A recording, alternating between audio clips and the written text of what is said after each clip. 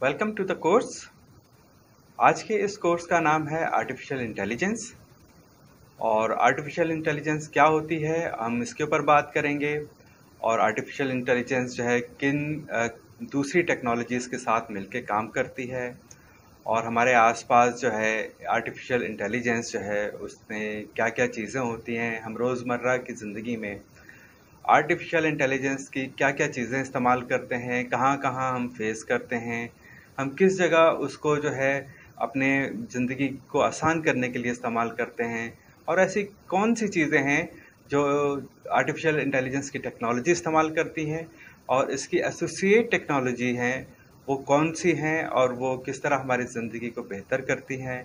और किस तरह जो है दुनिया आर्टिफिशियल इंटेलिजेंस को इस्तेमाल करते हुए कितनी स्मार्ट हो रही है और किस तरह जो है हम इन चीज़ों को अपना सकते हैं।